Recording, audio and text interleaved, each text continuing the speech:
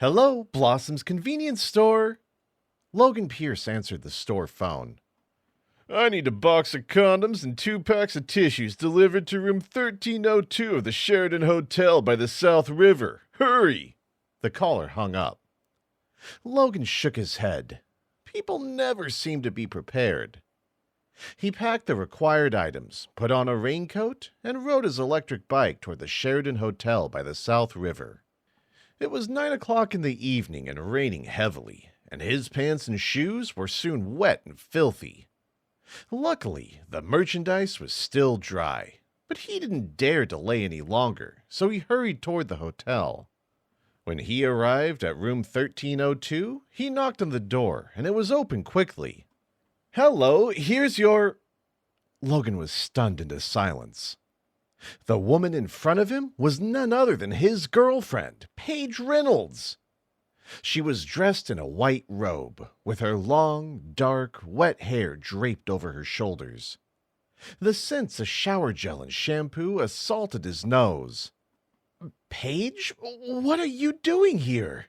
He stared at her in disbelief, still feeling dazed. "What are you doing here?" Paige asked. Her heart skipped a beat, and she took a small step back into the room. Her mind went blank and then started to spin. What's wrong? Another guy walked up to the door, wearing a robe and slippers, and Logan immediately recognized him. You dare to touch my girl?" Logan couldn't suppress the anger welling up inside him, and he started moving toward Oscar Walsh, determined to teach him a lesson. "Stop!" Paige stepped in front of Logan. After a brief burst of panic, she had managed to get back a bit of control. Since her boyfriend had already discovered her betrayal, there was no point in trying to hide it now. She looked directly at him. "Logan, we need to break up." "Break up?" Logan was stunned. He stared at Paige with wide eyes. "Paige, we've been together for more than a year. Are you going to break up with me now?" "Yes, we need to go our separate ways." She kept steady eye contact with him and spoke with a strong sense of resentment.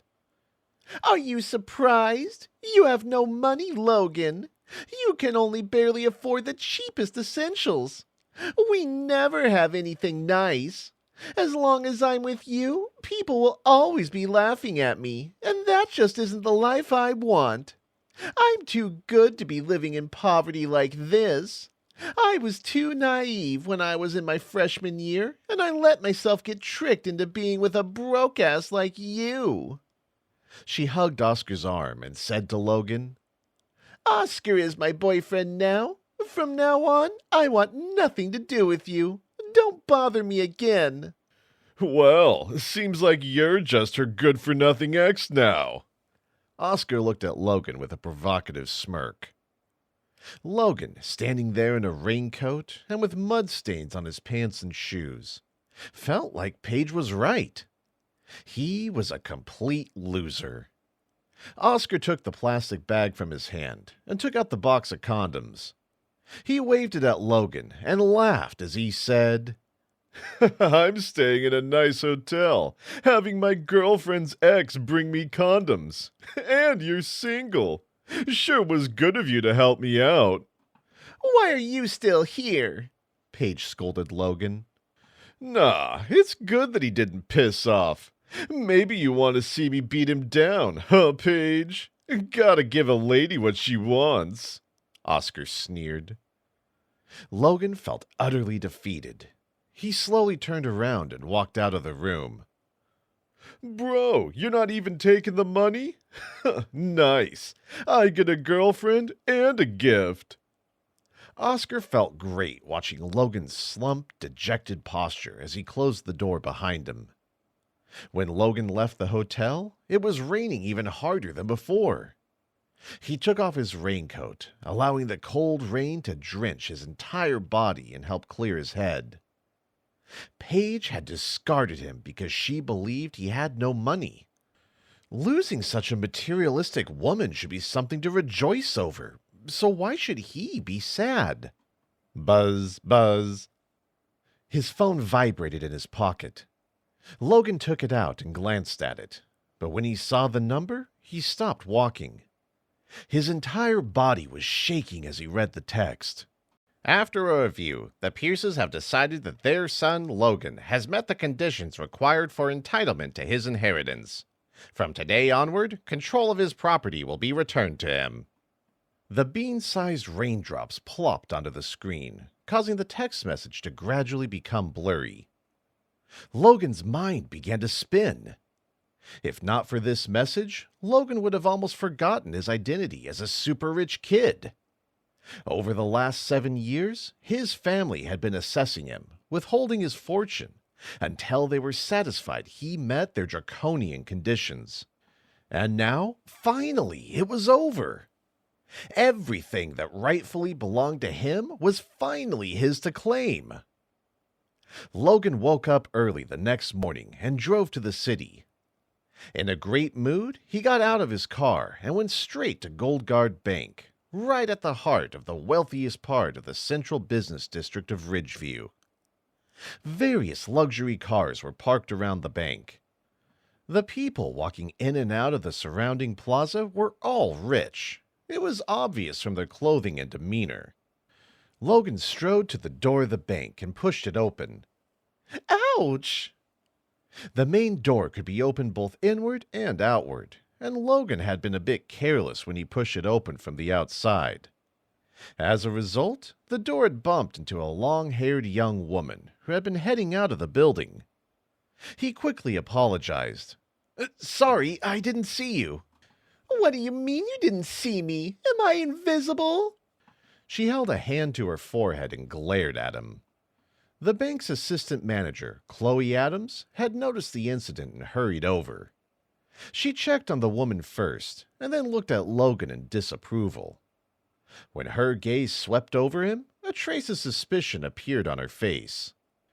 Gold Guard Bank was different from most banks, as the clientele were almost exclusively high-end business people. Chloe knew the young woman was there with her father, but she didn't know why Logan was there. Judging from his appearance and age, he wasn't their usual type of customer. "Sir, can I be of assistance?" she asked with a polite but forced smile. Logan simply said, "I'm here to withdraw money." "Withdraw money?" the sullen woman asked, sneering at him. "Do you have a card?" Chloe asked, continuing to smile politely. Getting a Gold Guard bank card was not easy. $1 million of savings was the minimum requirement to qualify. Chloe felt certain that the man in front of her couldn't have much experience with the bank and wouldn't know their rules. Perhaps he had thought that other banks' cards could also be used here. "No," Logan replied, shaking his head. The woman he had accidentally hit with the door couldn't help but giggle when she heard his honest reply. He wasn't worth any more of her attention. "Let's go." Her father had walked up, still arranging the documents he was carrying. "My dad and I are leaving." The woman shook Chloe's hand and then looked over at Logan. "Miss Adams, having someone like this around could damage your bank's image and upset your customers. I hope this will not happen again." With that, she took her father's arm and opened the door. "Take care, Mr. Harrison." Chloe followed them out a few steps, watching as they got into their car and left. Turning around, she headed back inside, having made up her mind to encourage Logan to leave as soon as possible. There was no one standing where Logan had been. "Oh, where's he gone?" she wondered. Was it possible that the kid had been embarrassed and had quietly slipped away? She felt relieved at the thought. Then, just as she was about to go back to work, she caught a glimpse of someone out of the corner of her eye. "There's the brat! No wonder I didn't see him at first," she thought. He had already reached the entrance to the VIP lounge, and a pillar had blocked her view of him. The VIP room was only for high-status customers who were worth at least $30 million. And this young man had admitted that he didn't even have a card. If she let him get through, she would be in trouble with her boss. "Stop! Don't move!" Chloe yelled, feeling desperate. The other customers all looked around at her, obviously annoyed by her shouting. She could only smile apologetically as she walked quickly toward Logan. But he had already walked through the lounge, opened the door to the VIP room, and stepped inside. "Does he have no shame?" Chloe hurried after Logan with a look of chagrin on her face. She tried to open the door to the VIP room, but it had been locked from the inside. "Hello?" Inside the VIP room, Larry Fisher, the bank manager, was leaning against the sofa, looking at his phone. When the door suddenly opened, he quickly sat down and hid his phone away. Normally, when a VIP was coming in, Chloe would notify him in advance. As the customer manager, he was responsible for 31 VIPs, and he knew them like the back of his hand. He immediately began to launch into his normal professional greeting, hoping to undo the poor impression he'd made by slouching against the sofa. But when he saw Logan, his expression froze. He was certain that Logan was not one of his VIPs, nor was he a relative of one. "May I ask who you are?" Larry asked, looking at the young man, who appeared to be around 20 years old. Larry had no idea who he was. Logan got straight to the point. "I'm here to get my money."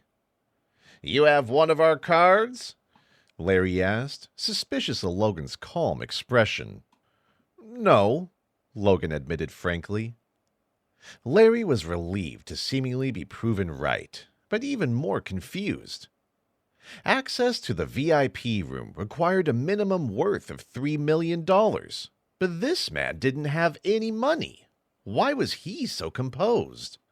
"I'm sorry, sir. We can't give out money without a card. Do you require anything else?" He was crazy, Larry thought. Why on earth did Chloe let him in?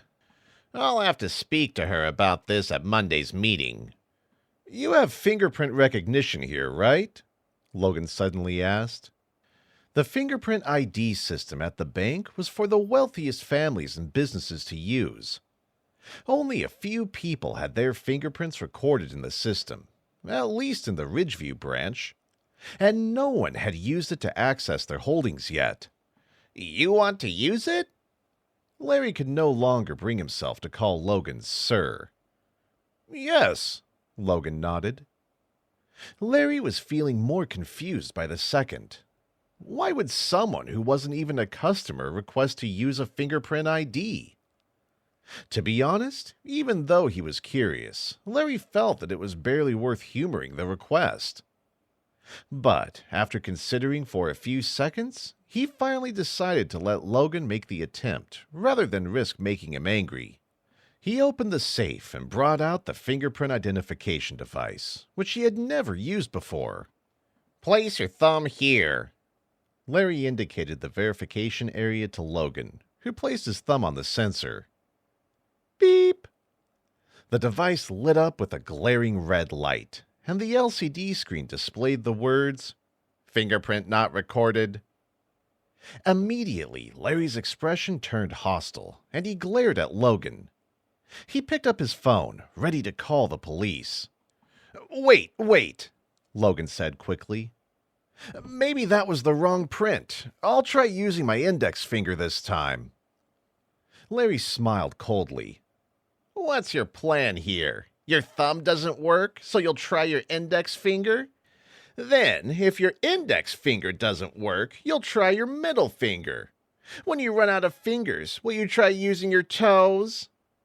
But Logan had already pressed his index finger to the verification area.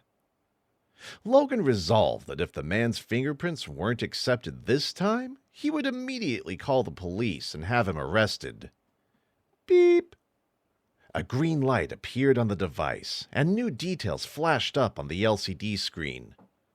"Verification successful. Family account 01. Verifier Logan Pierce. account 01104. Larry gaped at Logan in disbelief for a moment, and then hurriedly squeezed out a smile. Mr. Pierce, I'm sorry. I didn't realize.